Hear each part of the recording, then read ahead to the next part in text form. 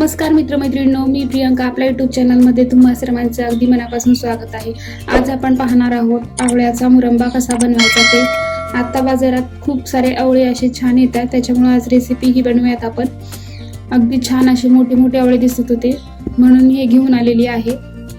तर आवळे हे मी ओव्हरनाईट पाण्यामध्ये सोक करून ठेवले आहेत आणि हे कपड्यानंतर स्वच्छ असे पुसून घ्यायचे आहे। त्याच्यात पाणी अजिबात राहता कामा नये। आणि याचा पाक बनवण्यासाठी आपण ना साखर वापरणार आहोत ना गूळ। तर आपण याच्यात खडी साखरेचा वापर करणार आहोत। खडी साखर बाजारातून आणायची आणि ती छान बारीक वाटून तिचा यूज करायचा, म्हणजे जेणेकरून जे डाएटवर आहेत ते हा मुरंबा अगदी मजेने खाऊ शकतात।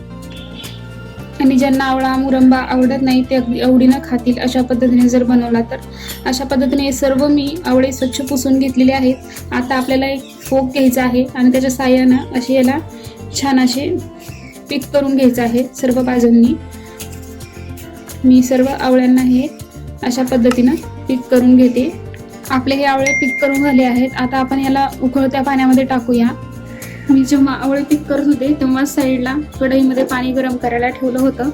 आता आपण एक एक आवळे याच्यामध्ये सोडूया आणि याला जास्त वाफळायचं नाहीये की असे याचे 4 भाग होतील असं नाही। अगदी थोडंसं हाताला नरमसर लागलं की आपण गॅस बंद करणार आहोत, म्हणजे 1-2-3 मिनिट याला वाफळून घ्यायचं, उकळून घ्यायचं आहे पाण्यामध्ये।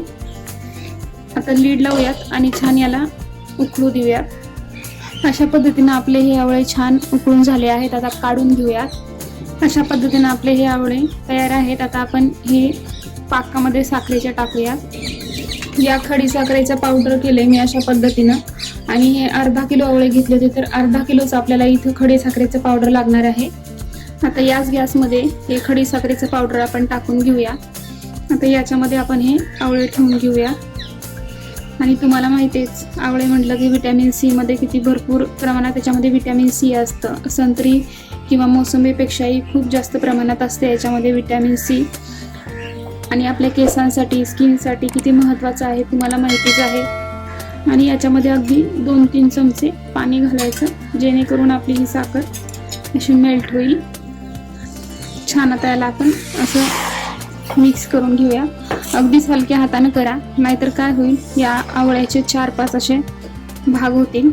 अगदी हलक्या हाताने अशा पद्धतीने साखर याच्यातली छान मेल्ट झाली आहे। आता आपल्याला लीड लावून याला झाकून ठेवायचं आहे 30 ते 40 मिनिटांसाठी आणि अधूनमधून याला सतत हलवत राहायचे। गॅस आपल्याला मीडियम टू लोच करायचा आहे। एकदा आपण याला हलवूया, तुम्ही पाहू शकता असा फेस येतो। तर आपल्याला याला अधूनमधून फक्त असं रोटेट करायचं आहे, जेणेकरून तळाला आवळे चिकटू नये। आणि तुम्हाला अगदीच याच्याजवळ उभं राहायचं गरज नाहीये। आपल्याला कमी गॅसवर छान याला असं शिजवून घ्यायचं आहे। तुम्ही पाहू शकता थोडासा आपला कलर चेंज झालेला आहे। आणखी 10 ते 15 मिनिट याला आपण असंच शिजवून घेऊया। 30 ते 40 मिनिट झालेले आहेत। आता आपण हे गॅस बंद करूया आणि हे थंड करून घेऊयात। अशा पद्धतीने आपला आवळ्याचा मुरंबा तयार आहे। पण याचा आणखी टेस्ट वाढवण्यासाठी मी इथं अर्धा चमचा काळं मीठ किंवा शेंदी मीठही टाकू शकता तुम्ही, अर्धा चमचा सुंठ पावडर, अर्धा चमचा वेलची पूड आणि हे छान मिक्स करून घ्यायचं आहे। आणि मग तुम्ही अशा पद्धतीने आपला हा आवळ्याचा मुरंबा बनवून तयार आहे। आणि तुम्ही हे थंड झाला की एका काचेच्या जारमध्ये भरू शकता। आणि तुम्हाला ही रेसिपी कशी वाटली ते कमेंट बॉक्समध्ये नक्की सांगा मला। आणि आपल्या यूट्यूब चॅनलला लाईक, शेअर, सबस्क्राईब करा। थँक्यू।